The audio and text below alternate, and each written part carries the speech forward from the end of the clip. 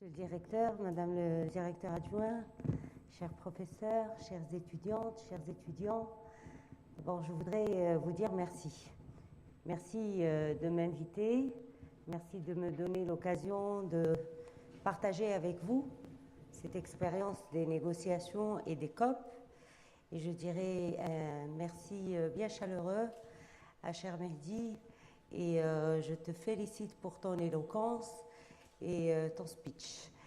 Je voudrais, en des termes beaucoup plus simples, parler, parce que j'ai trouvé ton intervention très sophistiquée et très philosophe.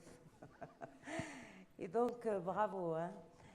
Je voudrais, dans des termes beaucoup plus simples, vous parler un peu des changements climatiques, vous parler des COP et vous parler de ce qu'on est en train de faire au Maroc.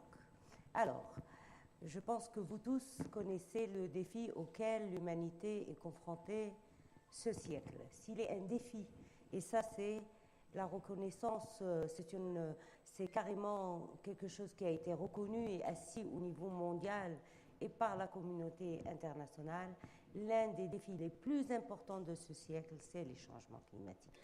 Pendant des années, des décennies, je dirais, la communauté scientifique était les résultats de la communauté scientifique étaient mitigés et n'arrivaient pas toujours au consensus scientifique qu'effectivement les changements climatiques existaient. Aujourd'hui, la science a rendu son verdict et 97% des scientifiques mondiaux ont démontré le lien de cause à effet entre les changements climatiques et toutes les répercussions que vous connaissez. L'augmentation des hausses de la température, la pénurie des ressources en eau, la dégradation des sols, l'élévation des niveaux de la mer, l'acidification des mers. Et quand on parle des changements climatiques, on a toujours l'impression que c'est dans le futur. Au fait, certains peuples et certains États souffrent déjà de changements climatiques. Et les premiers cris de dénonciation des changements climatiques sont venus depuis très longtemps de continents comme le nôtre, le continent africain, où 300 millions de personnes n'ont pas accès à l'eau potable parce qu'ils ont vu leurs sources se tarir, ils ont faim, il y a un problème de sécurité alimentaire parce que leurs sols se sont dégradés. Il y a 600 millions d'hectares qui sont dégradés en Afrique. Il y a 1,4 million heures qui sont dépensées par les femmes et les jeunes filles pour aller chercher de l'eau. Il y a 48 millions de migrants qui ont été enregistrés pendant les 10 dernières années. Il y a tout simplement un problème d'instabilité entre les tribunes. Et quand on parle de migration au niveau international, on parle souvent de la migration du sud vers le nord.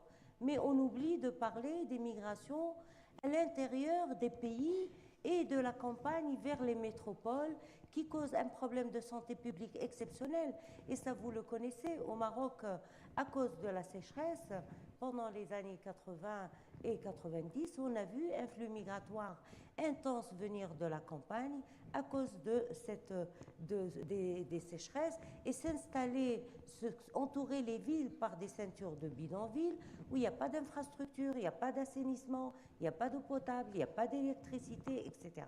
Et donc, ce sont des aspects que jusqu'à présent, on ne prend pas en compte au niveau des négociations internationales, mais qui existent et dont nos peuples souffrent. Certains pays risquent de disparaître à cause des changements climatiques. La montée des eaux menace les États insulaires de disparition. Alors, avec ces changements et avec ces impacts qui ont été connus et vécus dans la chair des peuples des pays et du continent africain et des États insulaires, on se disait pourquoi les négociations n'avançaient pas, pourquoi on a mis 21 ans pour négocier. Eh bien, il s'est passé des choses entre-temps. Il s'est passé que même dans les pays développés, émetteurs de gaz à effet de serre, on a commencé à connaître des catastrophes naturelles qui sont dues au changement climatique. Parce que vous le savez, les changements climatiques augmentent la fréquence et l'importance et l'intensité des catastrophes naturelles. Et on s'est rendu compte que, par exemple, entre 2012 Et 2014, aux États-Unis, on a enregistré 800 catastrophes naturelles qui ont coûté 4% du PIB des États-Unis. Et on s'est rendu compte également qu'au nord, en Europe, il y a des problèmes. Il y a une fonte de neige spectaculaire qui a donné naissance et genèse à de nouvelles maladies, à de nouveaux virus qu'on ne connaît pas encore. On s'est rendu compte également qu'il y a des canicules qui ont été observées dans des pays développés et qui ont eu comme répercussions et conséquences des vies humaines, des pertes de vie humaines. Et donc, les changements climatiques ont commencé non seulement à toucher des pays sous-développés, émergents comme les nôtres, mais ils ont commencé à toucher tous les pays, y compris les pays développés. Et donc, la nature a cassé les frontières. La nature a cassé les frontières et le changement climatique est devenu une réalité mondiale qui ne menace pas seulement les pays en développement et sous-développés, mais qui menace l'humanité tout entière. Sauvegarder la Terre, comme disait Ban Ki-moon, il disait « Nous n'avons pas de plan B, il n'y a qu'un plan A, parce qu'il n'y a pas de planète B, il n'y a qu'une planète A. » Mais moi, je vais vous dire mieux. Moi, je pense que la Terre n'a pas besoin de nous, mais nous avons besoin de la Terre. Nous avons besoin de la Terre, et la Terre, et nous ne pouvons vivre sur la Terre que dignement. Et quand je dis dignement, il faut que la Terre soit aussi digne. Et si nous voulons une Terre digne, il faut que nous puissions la traiter et la respecter dignement. Et donc, nous pouvons pas, et c'est une grande conclusion de la communauté internationale, négocier avec la nature. Et ça, nous, musulmans, nous le savons. On ne négocie pas avec la nature. Quand vous négociez avec un cours d'eau et que vous le détournez, quand vous avez une crue, eh bien, le cours d'eau, il retrouve son chemin et il inonde et emporte tout sur son passage. Et donc, aujourd'hui, au niveau des négociations, tout le monde était convaincu. Depuis Varsovie, tout le monde était convaincu qu'il fallait arriver à un accord à Paris. Le problème, c'est que tout le monde également était convaincu qu'il fallait diminuer les émissions de gaz à effet de serre pour pouvoir contenir la température à 2 degrés C ou 1,5 degrés C si on veut sauver les États insulaires. Le problème, c'est qu'on avait le même objectif, mais on n'avait pas les mêmes enjeux. On n'avait pas les mêmes enjeux économiques, on n'avait pas les mêmes enjeux politiques, et donc il y avait des négociations entre, au fait, deux forces. Les pays qui voulaient maintenir leur pouvoir parce que la distribution des cartes économiques donnait le pouvoir aux pays. Des pays producteurs de pétrole qui ne pouvaient pas se passer de leurs sources pétrolières et d'énergie fossile parce que ça représentait leur force et leur économie. Des pays qui, eux, étaient déjà industrialisés et qui avaient toute leur industrie qui est déjà construite sur des bases qui ne sont pas durables et en utilisant des énergies fossiles productrices de gaz à effet de serre. Et donc, il fallait trouver un consensus au niveau mondial entre tous ces pays qui, eux, avaient des intérêts économiques, voulaient maintenir un pouvoir au niveau mondial, et des pays qui souffraient à cause des pollutions. Donc, vous le savez aussi qu'il y a seulement 22 pays au niveau mondial qui sont responsables de pratiquement 60 ou 80%, corrige-moi si vous n'êtes rien, 60%, 60% des gaz à effet de serre au niveau mondial. Donc, ce sont seulement 22 pays. Et en supposant, donc on est arrivé à Lima en disant, eh bien, à ces pays, vous devez faire en sorte de diminuer vos gaz à effet de serre pour qu'on puisse arriver à l'objectif de contenir la température à 2 degrés C. Mais quand le groupe des scientifiques mondiaux a fait les simulations, eh bien, il a trouvé que même si ces 22 pays éliminer à 100% leur gaz à effet de serre, ce qui n'est pas possible, eh bien, on n'arriverait pas à l'objectif des 2 degrés tant escompté. Et donc, il fallait que le monde entier participe. Pourquoi? Parce qu'entre-temps, au moment où on a créé la Convention dans les années 90, et aujourd'hui, de nouvelles puissances mondiales sont nées. La Chine est née, l'Inde également, le Brésil, la Thaïlande, la Malaisie, tous ces pays émergents qui ont commencé à produire autant de pollution et autant d'émissions des gaz à effet de serre. Et donc, il fallait que tous ces pays-là participent pour qu'ensemble, au niveau mondial, on puisse arriver à un accord et on puisse construire le consensus qui a été trouvé à Paris. Et donc, vous comprenez que c'est très difficile parce que quand vous parlez à la Chine ou vous parlez à des pays du Golfe producteurs de pétrole et utilisateurs d'énergie fossile, ils vous disent « Mais nous n'avons pas la responsabilité historique de la pollution. Ceux qui ont pollué pendant 2 siècles, c'est les pays développés. C'est leur responsabilité. C'est eux qui doivent trouver la solution. » Or, aujourd'hui, la solution n'est pas entre leurs mains. La solution est entre nos mains à tous. Donc, tous les pays, sans exception, doivent se développer d'une manière sobre en carbone, c'est-à-dire utiliser une énergie qui est propre, et doivent également s'adapter au climat. Donc, on est arrivé au fameux consensus de Paris, qui était difficile, mais qui est historique, parce que c'est le premier accord multilatéral où des pays qui ont des enjeux différents, des intérêts différents, qui n'ont pas la même responsabilité historique, sont ensemble arrivés à dire oui pour une même feuille de route. Et donc aujourd'hui, tous les pays doivent apporter leur contribution. Qu'est-ce que c'est les contributions? Les contributions, c'est les plans de développement des pays qui prennent en compte la diminution des gaz à effet de serre au niveau de leur politique publique et au niveau de leur programme de développement.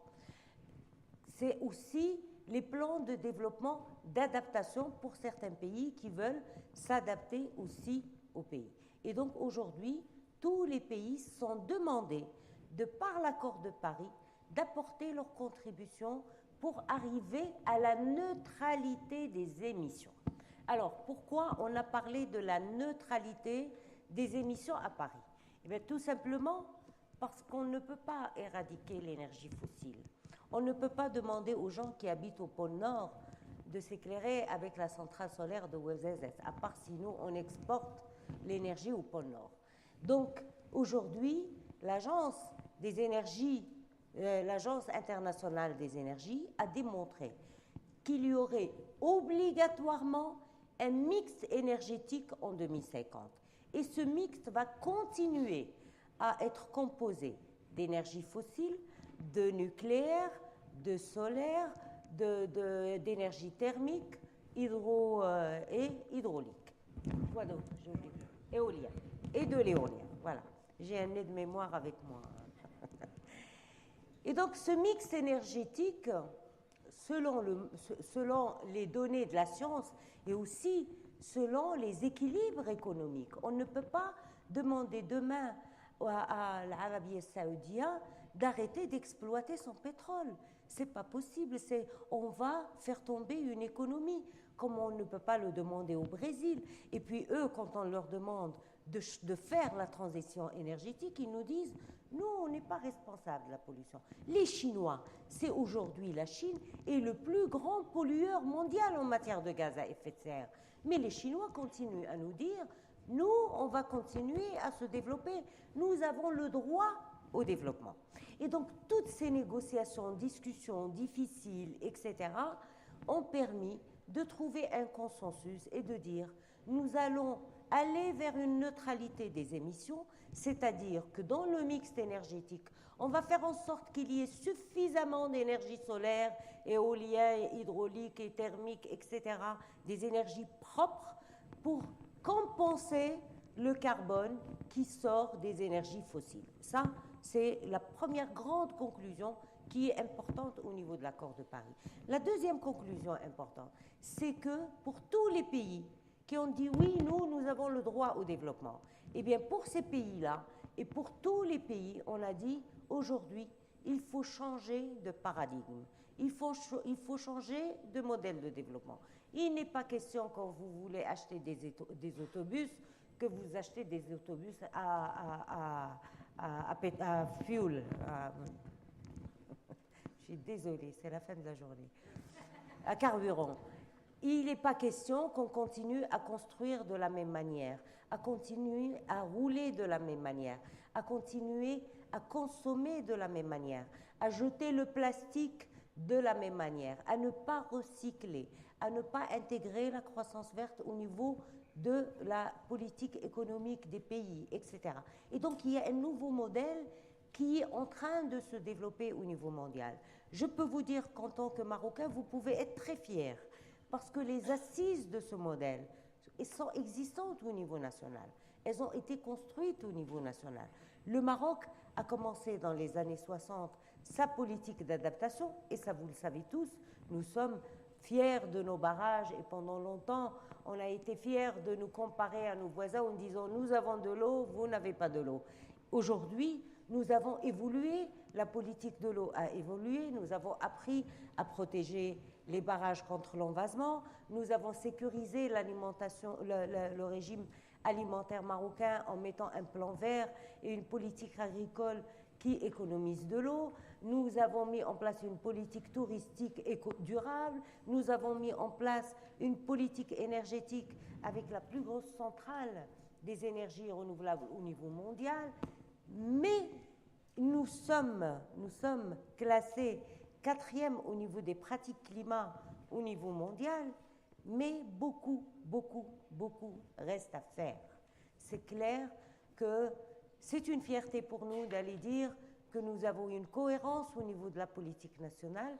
Nous avons levé la subvention sur les énergies fossiles et ça c'est extrêmement important parce que quand vous allez en Europe, quand vous allez aux États-Unis, on nous dit oui, il faut arrêter d'utiliser les énergies fossiles parce qu'ils sont à l'origine des gaz à effet de serre et ils sont à l'origine des changements climatiques. Mais de l'autre côté, ils subventionnent à hauteur de 600 milliards de dollars par an les énergies fossiles.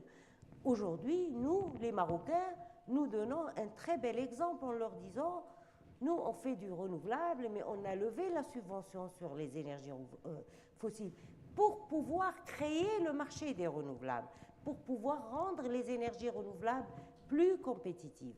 Et donc aujourd'hui, nous sommes dans une trajectoire qui est durable et nous sommes dans une trajectoire qui va permettre de construire un Maroc avec de nouveaux métiers, des métiers de la croissance verte, des métiers développés autour du recyclage, des filières, etc., etc. Maintenant, de la COP21 à la COP22, on est revenu de Paris victorieux avec un accord difficile mais qu'on a réussi à passer. On pensait que c'était impossible, mais ça a été fait. Nous sommes revenus, nous sommes partis à New York et 167 pays ont signé, ou 65 pays, 75, 175 pays, merci d'être là, s'il n'est rien, 175 pays ont signé l'accord de Paris, et ça témoigne qu'au niveau des leaderships mondiaux, au niveau des chefs d'État, la volonté de continuer et la volonté de mettre en œuvre l'accord de Paris est toujours là, parce que je peux vous dire que pendant 20 ans, la confiance a été perdue, elle a été reconstruite à Paris, mais il va falloir la maintenir au niveau de Marrakech, et nous allons aller à Marrakech. Qu'est-ce qu'on attend de nous à Marrakech? Et Mehdi l'a bien dit, Marrakech est censé être une COP de l'action. Paris est un accord historique. C'est un accord historique sur tous les plans. D'abord, parce que c'est un accord qui a un visage humain. C'est un accord qui, pour la première fois, a permis à des gens simples comme vous et moi, qui ne sommes pas forcément des spécialistes du climat, de comprendre qu'il y a une relation avec la lutte contre la pauvreté, avec le respect des droits humains, le respect de l'approche genre et de la femme. Et donc, c'est un accord qui a permis d'introduire des aspects humains aux négociations qui n'existaient pas. C'est un accord historique parce que pour la première fois, il reconnaît le rôle des initiatives et du secteur privé et des ONG et du citoyen. Et ça, c'est extrêmement important. C'est un accord qui a créé la dualité au niveau des négociations. Avant, c'était que les ministres de l'Environnement qui s'enfermaient pendant les COP et qui négociaient pendant 20 ans. Aujourd'hui, c'est les chefs d'État, c'est les ministres des Finances qui sont impliqués, c'est tous les ministres sectoriels qui sont impliqués, et c'est aussi les entreprises, les fédérations d'entreprises, les ONG, les territoires, tous ces gens-là sont impliqués au niveau des négociations à travers le LPA. Le LPA, c'est Lima Paris Action Agenda, qui a été inscrit dans l'accord de Paris. Et donc l'accord de Paris a reconnu toute cette dynamique qui a été créée au niveau mondial. Aujourd'hui, à Marrakech, on va devoir opérationnaliser l'accord de Paris. Moi, je leur dis, c'est vrai que l'accord de Paris était difficile, mais notre tâche à nous est encore plus difficile. L'accord de Paris, il a fallu avoir un grand diplomate, M. Fabius, quelqu'un qui a su réunir autour d'un consensus 196 parties avec les différences qui existaient. Mais à Marrakech, il ne faut pas un diplomate. Il faut un diplomate qui soit technicien, parce qu'il va falloir sortir les mécanismes et les outils pour opérationnaliser l'accord de Paris. À Marrakech, c'est vrai, je dis, on n'aura pas besoin de discours, on aura besoin d'action. À Marrakech, il va falloir sortir avec une feuille de route et avec de l'action. Alors, comment on peut? L'accord de Paris nous a donné un agenda temporel, un agenda avec des dates, en nous disant chaque année qu'est-ce qu'on doit faire, 2016, 2017, etc. Et sur cet agenda, la présidence marocaine intervient pendant 2 ans, 2016 et 2017. La grande priorité pour la présidence marocaine, c'est quoi? C'est sortir la feuille de route avant 2020, ce qu'on appelle le pré-2020. La feuille de route pré-2020, pour la simple raison que l'on dit que nous, sur une terre africaine, pays africain, nous avions besoin de nous adapter hier, pas demain et pas après 2020. C'est aujourd'hui qu'on a besoin de nous adapter. La feuille de route pré-2020, parce que les États insulaires ne peuvent pas attendre après 2020, quand l'accord va rentrer en vigueur pour s'adapter aux catastrophes naturelles. Il va falloir au moins qu'on installe les systèmes d'alerte dans ces pays qui risquent de disparaître dans des catastrophes, et nous l'avons vécu avec les Philippines où il y a eu 242 000 morts. Et donc aujourd'hui, la feuille de route pré-2020 pour Marrakech est extrêmement importante, et nous voulons qu'il y ait des actions dans cette feuille de route. Il faudrait qu'on puisse aider les pays les moins développés et les plus vulnérables à faire leur plan d'adaptation et à les budgétiser pour aller au financement. Il faudrait qu'on les aide à faire leur plan d'adaptation, donc il faudrait de l'assistance technique. Il faudrait qu'on les aide en transférant la technologie, et donc il faut du transfert de technologie. Et il faudrait réaliser des projets. Il faudrait éclairer l'Afrique, qui est une tache noire. 750 millions d'Africains n'ont pas d'énergie aujourd'hui, et ils n'ont pas besoin d'attendre après 2020 pour avoir de l'électricité. Il faudrait donner de l'eau aux Africains, parce que 300 millions, comme je vous ai dit, n'ont pas accès à l'eau potable. Et il faudrait également, pendant la COP 22, sortir des mécanismes qui nous sont demandés dans l'accord. Le mécanisme de renforcement de capacité, le mécanisme d'adaptation, et surtout une ligne de financement rapide qui permet demain de mettre en œuvre les projets et d'arriver en 2020 avec des projets concrets. Alors quel est l'enjeu? L'enjeu au niveau de Marrakech, c'est la confiance. Si la confiance est perdue, encore une fois, les négociations climatiques ne la retrouveront jamais. Si nous voulons garder la confiance de tous ces peuples qui souffrent à Marrakech, il va falloir que Marrakech soit réellement la COP de l'action. Alors, pourquoi je suis heureuse d'être ici aujourd'hui? Quelqu'un, et Mehdi a dit qu'on parle d'un phénomène transgénérationnel. Je suis heureuse d'être ici parce que je me dis que peut-être parmi vous, parmi ces étudiants qui sont là, demain, on aura peut-être le ministre de l'Environnement qui va faire les négociations. Et demain, on aura les ingénieurs et les docteurs et les décideurs et les politiciens qui vont construire les politiques de notre pays. Et donc aujourd'hui, il est extrêmement important que dans votre cursus scolaire, le climat soit présent. Parce que, comme a dit Mehdi, le climat n'est pas un agenda environnemental, c'est un agenda de développement. Vous ne pouvez toucher à aucune matière si vous n'intégrez pas le climat. Le climat est un agenda de droits humains. Il remet en cause les 17 objectifs du développement durable. Vous avez vu, les 17 objectifs parlent d'accès à l'eau potable, parlent de la dignité. Ils sont bâtis et construits sous l'insigne et la bannière de la dignité humaine et de la transformation des vies en luttant contre la pauvreté. C'est ça les 17 objectifs des développements durables. Alors si demain, le climat n'est pas intégré dans les politiques publiques, il est impossible d'atteindre les objectifs de développement durable. Impossible d'atteindre les objectifs de développement durable. Donc je suis ravie que vous soyez intéressés par la discipline et par le sujet. Je peux vous dire que sur l'Internet, il y a une mine d'or de documents. Sur le site des Nations Unies, il y a une mine d'or de documents qui peuvent vous intéresser. Sur le site du ministère de l'Environnement, il y a toute la documentation nationale qui a concerné aussi bien le développement durable que le climat, que les aspects juridiques. Et je voudrais également vous dire qu'à Marrakech, pendant la COP22, nous allons avoir 5 jours d'université de l'innovation. Nous allons lancer bientôt des initiatives innovantes et un appel à candidature pour des initiatives innovantes. Et donc, vous pouvez vous inscrire moyennant des initiatives au niveau de ce concours qui est, je pense, Sébihia va vous le dire, je ne sais pas combien il a fixé le trophée ou le prix du concours, mais il y a des concours qui vont se passer au ministère de l'Environnement.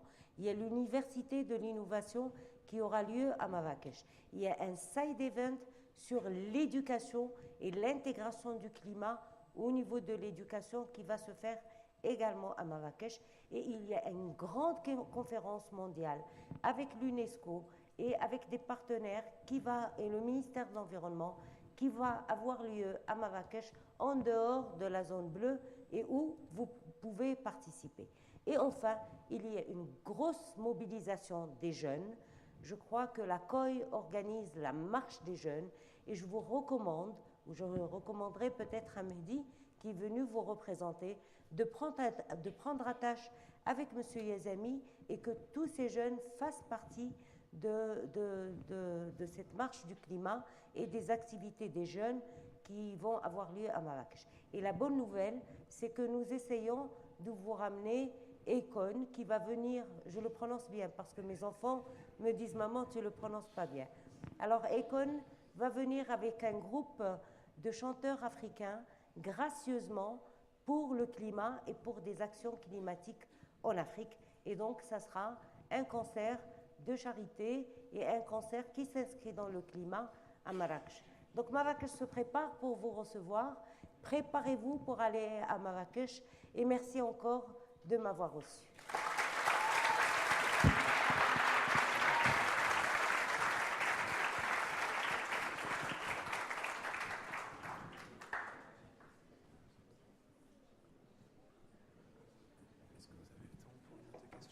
Une ou deux questions. Après, j'y vais.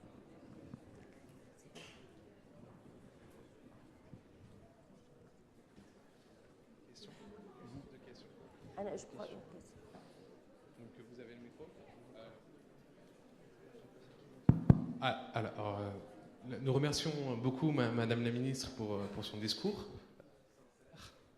Et sincère, je disais, le mot a été coupé, et tourné vers la transmission. Madame la ministre nous avait averti qu'elle aurait peu de temps. En fait, en réalité, on a beaucoup de chance de la voir aujourd'hui. Donc on va prendre 2 questions.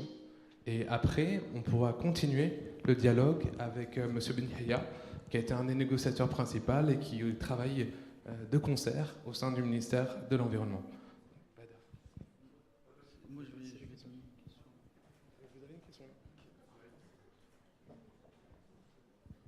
Bonsoir Madame la Ministre. Je vous remercie pour votre présentation, mais aussi pour le fait de nous avoir présenté un peu la complexité des négociations sur le climat. Je me présente, je suis Ahmed Hnini, ingénieur agronome. Alors, je pense que l'une des grandes avancées de la COP21 est la réaffirmation de l'engagement différencié des pays partis à régler les défis du changement climatique. Or, on est en train de parler d'un accord historique qui, selon moi, à mon sens, n'a rien d'historique. Parce qu'il le sera historique si on arrive à ramener les pays à respecter leurs engagements, à respecter leurs INDC. Et ça, à mon avis, je pense que nous n'avons pas à ce jour les mécanismes juridiques pour que cet accord soit contraignant. Nous ne disposons pas d'un gouvernement mondial pour qu'on puisse ramener les pays à respecter leurs engagements. Est-ce qu'il y a des mécanismes juridiques que nous ignorons tous pour qu'on puisse savoir est-ce qu'il sera vraiment historique? Et merci. Je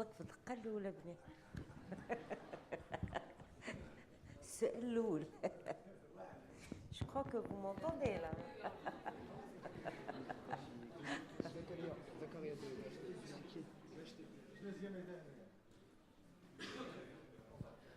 Bonjour, je m'appelle Zakaria Moussaïd, je suis élève ingénieur à l'école Hassania.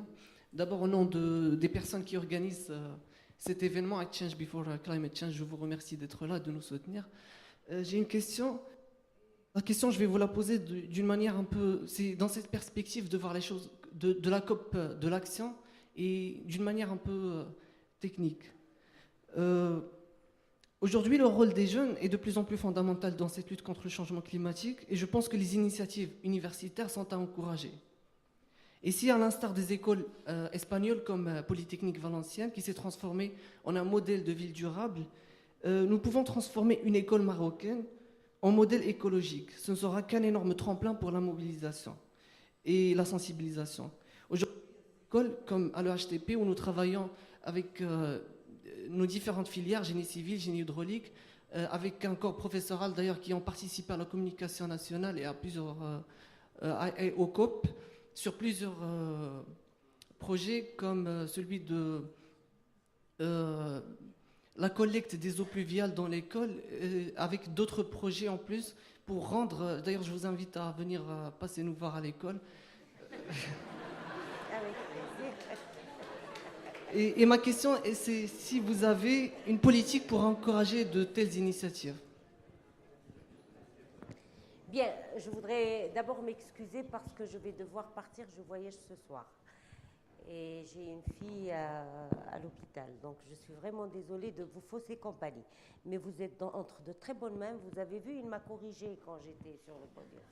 Vous êtes avec notre directeur de la communication internationale, qui a été chef négociateur pendant très longtemps et qui est aujourd'hui le président du pôle Side Event au niveau de la COP. Donc, vous êtes vraiment entre de très très bonnes mains. Vous pouvez poser toutes les questions. Donc, les initiatives, oui, on en a, et le responsable, c'est M. Benhia. Il est en train de sortir le projet. Donc, si vous avez des initiatives, assurez-vous, avant qu'il parte, que vous ayez une adresse email. Oui, c'est ça, une adresse email, et que vous soyez informés du lancement des initiatives qui sont en cours. Hein. Moi, je ne vous cache pas que j'ai une fibre très sensible par rapport aux étudiants. Et sachez que je n'ai jamais dit non à une université, sauf quand c'était impossible. Je dis toujours oui aux étudiants, parce que j'ai 3 étudiants, 3 jeunes filles, et je vois en vous mes enfants, et j'aime encourager les jeunes, et je pense que vous êtes l'avenir de ce pays. Donc, quand j'ai commencé au ministère, j'ai lancé plusieurs initiatives pour les jeunes. D'abord, on a lancé le programme US Green, qui était un programme pour les jeunes entrepreneurs qui voulaient créer leurs propres entreprises et auquel on a participé moyennant un financement. Nous avons aujourd'hui créé un hub à Ben Slimane. Je ne sais pas s'il a été ils ont commencé ou pas encore, mais ils ont commencé. Ils devaient commencer, et donc un hub de création d'entreprises vertes au niveau de Ben Slimane pour les jeunes, qui est financé aussi par le ministère de l'Environnement. Nous avons mis de l'argent, de la coopération pour des initiatives de jeunes entrepreneurs qui, aujourd'hui, c'est le programme dont je vous parle, et on a 2 programmes qui sont portés par le PNUD et par l'ONUDI, et M. Benihia va vous en parler. Donc on a énormément d'initiatives parce que nous pensons que les jeunes ont besoin juste d'un petit pouce et qu'ils peuvent faire des choses. Et j'ai vu des jeunes réaliser des choses exceptionnelles. J'étais moi-même entrepreneur, j'étais vice-présidente de la FEM et j'avais encadré une jeune femme qui est venue créer une petite unité de tôlerie. C'était un ingénieur femme qui a créé une unité de tôlerie. Je l'ai rencontrée 10 ans après, elle avait grossi, doublé de volume. Je ne l'ai pas reconnue, mais elle est venue vers moi en me disant « Vous m'avez donné l'occasion d'avoir une nouvelle vie parce que vous m'avez aidé à créer cette entreprise. » Aujourd'hui, elle a 150 personnes qui travaillent pour elle. Elle fait plus de 30 millions de dirhams de chiffre d'affaires. C'est une incubée de la FEM que j'avais moi-même incubée pendant 1 année dans mon entreprise. Et je crois dans ces choses. Nous avons créé des petites entreprises au ministère. Quelqu'un qui collectait les huiles usées domestiques chez les restaurants. Aujourd'hui, il a 35 ingénieurs, il a 1700 personnes. Donc, je pense qu'il y a moyen de créer de la richesse en facilitant la route aux jeunes, en leur donnant juste ce qu'il faut pour qu'ils puissent commencer. Donc, des initiatives, j'y crois, et j'espère que le ministère continuera à faire ce qu'on a fait avec M. Benihia, et c'est beaucoup grâce à ce monsieur qui est derrière ces programmes avec la coopération. Donc oui, il y a des initiatives. Vous avez Benihia, vous avez la bonne personne. Maintenant, vous m'avez posé une question difficile et vous m'avez posé un piège. Parce qu'effectivement, ce que vous avez dit, non, l'accord de Paris, je le pense réellement, je l'ai vécu avec beaucoup d'émotion. C'était un accord où on a travaillé très dur, où c'était très difficile d'avoir un consensus. Hein, je vous dis très... Mais il y a une réelle volonté des pays développés à aider les pays les moins développés. Alors je vais vous dire où est le problème. Le problème, et il y a une réelle volonté des pays développés à respecter leurs engagements, mais pour que leur argent aille vers les pays les plus vulnérables. Le problème, c'est quoi? C'est qu'il y a eu jusqu'à présent quelque chose comme 450 millions de dollars de flux financiers climatiques qui a été distribué à travers le monde. L'Afrique et les pays les plus vulnérables n'ont eu que 12% de cet argent. Et tout l'argent, il va où? Il va dans les grandes puissances. Il va en Chine, il va en Inde, il va au Brésil, il va en Thaïlande, en Malaisie. Et donc, aujourd'hui, ces pays ont été très réticents pendant l'accord. On a eu des situations avec un pays que pour nous qui est très développé, la Turquie par exemple. Est-ce que si je vous amène demain le Zimbabwe ou le Maroc ou la Mauritanie et je vous mets la Turquie, vous allez donner l'argent à qui? Vous allez la donner au Maroc ou au Zimbabwe, aux pays les plus vulnérables, pas à la Turquie, parce que c'est une puissance. Aujourd'hui, le problème c'est ça, c'est que ces pays sont disposés à respecter leurs engagements, mais ils veulent que l'argent aille aux pays les plus vulnérables, les moins développés. Or ça ne figure pas dans la Convention. La Convention dit clairement que les pays qui ont la responsabilité historique, à savoir les 22 dont je vous ai parlé, sont responsables d'aider les pays les moins développés, et ils ne précisent pas. Les moins développés, c'est tous les autres, y compris la Chine, y compris l'Inde, y compris bon, pas la Turquie, un cas spécial, mais y compris tous les autres pays. Et c'est la difficulté. Est-ce que c'est contraignant? Oui, les contributions sont contraignantes. L'accord de Paris n'est pas contraignant. Et donc, le piège, il est où?